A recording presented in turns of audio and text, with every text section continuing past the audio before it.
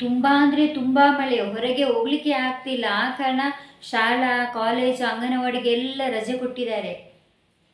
ಅಷ್ಟೊಂದು ಮಂಗಳೂರಲ್ಲಿ ಮಳೆ ಬರ್ತಾ ಇದೆ, ಹೊರಗೆ ಹೋಗಲಿಕ್ಕೆ ಆಗುದಿಲ್ಲ. ಎಲ್ಲ ಜನ ಜೀವನ ಅಸ್ತವ್ಯಸ್ತ.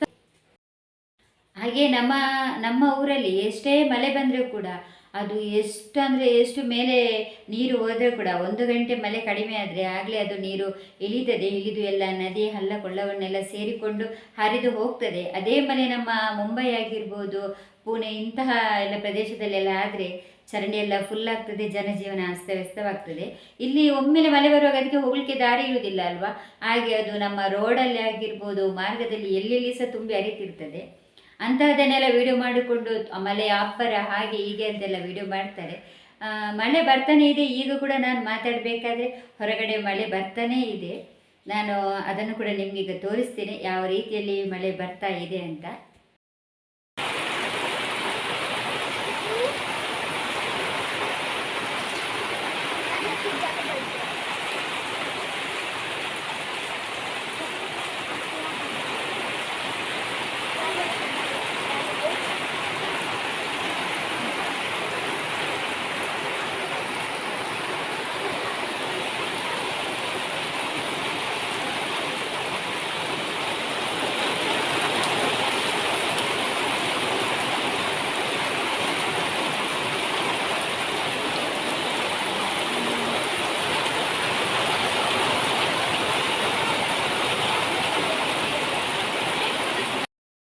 ಈಗ ಯಾರಾದರೂ ಒಂದು ಹೊರಗಡೆ ಅಂದರೆ ಟೂರ್ ಏನಾದರೂ ಪ್ಲ್ಯಾನಿಂಗ್ ಮಾಡ್ತಾ ಇದ್ದರೆ, ನಮ್ಮ ಧರ್ಮಸ್ಥಳ ಆಗ್ಬೋದು, ಕುಕ್ಕೆ ಸುಬ್ರಹ್ಮಣ್ಯ ದೇವಸ್ಥಾನ, ಹಾಗೆ ಕದ್ರಿ ಸೋಮೇಶ್ವರ ಬೀಚಲ್ಲಿ ಕೂಡ ದೇವಸ್ಥಾನ ಇದೆ.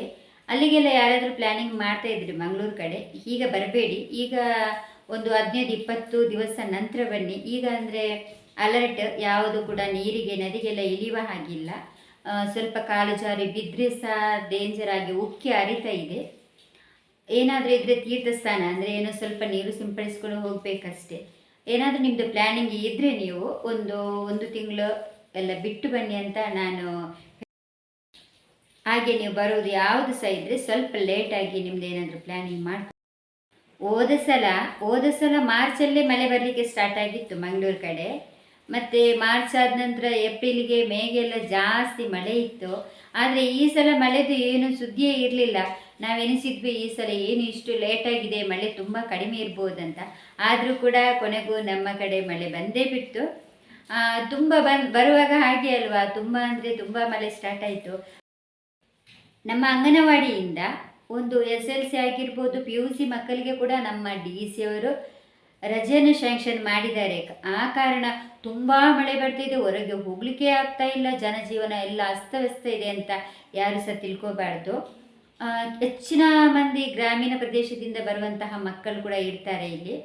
ಅವರಿಗೆ ಕೆಲವು ಕಡೆ ಬಸ್ಸಿನ ವ್ಯವಸ್ಥೆ ಇರುವುದಿಲ್ಲ, ಹಾಗೆ ಚರಂಡಿ ಇಲ್ಲ ಅಂದರೆ ಒಂದು ತುಂಬ ನದಿ ಹೊಳೆ ದಾಟಿ ಅವರು ಬರಬೇಕಾಗ್ತದೆ.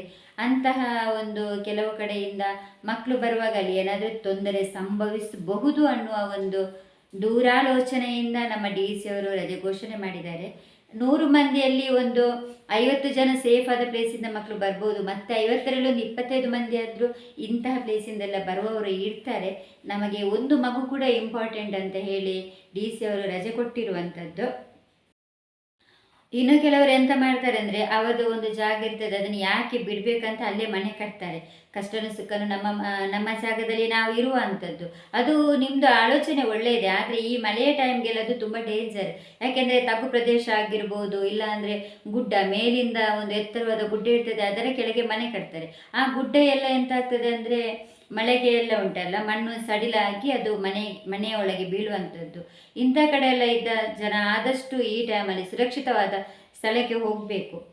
ಅಂಥದ್ದೆಲ್ಲ ಮಾಡಿ ಅನಾಹುತಗಳೇ ಜಾಸ್ತಿ ಅಲ್ವಾ. ಮೊದಲು ಮನೆ ಮಠ ಎಲ್ಲ ನಂತರ, ಮೊದಲು ನಮ್ಮ ಜೀವ ಉಳಿಸ್ಕೋಬೇಕು, ಅಂದರೆ ನಾವು ಅಲ್ಲಿ ಇರಬಾರ್ದು ಅನ್ನೋದು.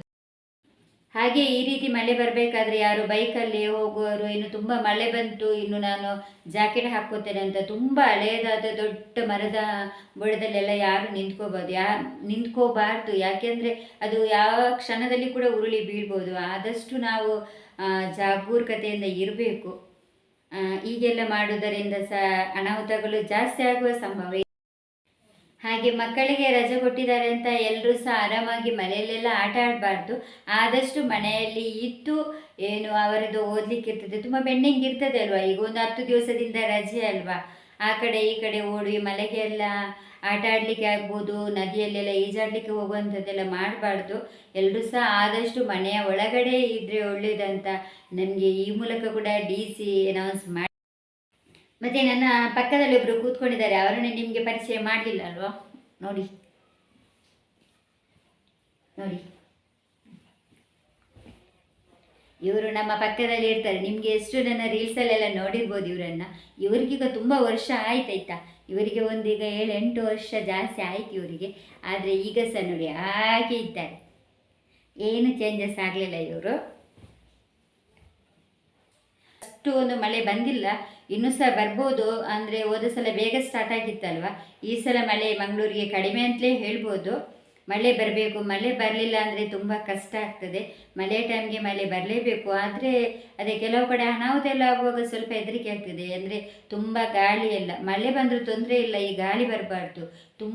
ತುಂಬ ರಭಸವಾಗಿ ಮಳೆಯ ಜೊತೆ ಗಾಳಿ ಬಂದರೆ ಅನಾಹುತಗಳು ಜಾಸ್ತಿ. ಇವತ್ತಿನ ವಿಡಿಯೋ ನಾನು ಇಲ್ಲಿಗೆ ಎಂಡ್ ಮಾಡ್ತೀನಿ. ಮುಂದಿನ ವಿಡಿಯೋದಲ್ಲಿ ಮತ್ತೆ ಸಿಗ್ತೀನಿ. ಯಾರೆಲ್ಲ ನನ್ನ ಚಾನಲಿಗೆ ಇನ್ನೂ ಕೂಡ ಸಬ್ಸ್ಕ್ರೈಬ್ ಮಾಡಿಲ್ಲ, ಮಾಡಿ ನನ್ನ ಚಾನಲ್ಗೆ ಸಪೋರ್ಟ್ ಮಾಡಿ. Thank you so much.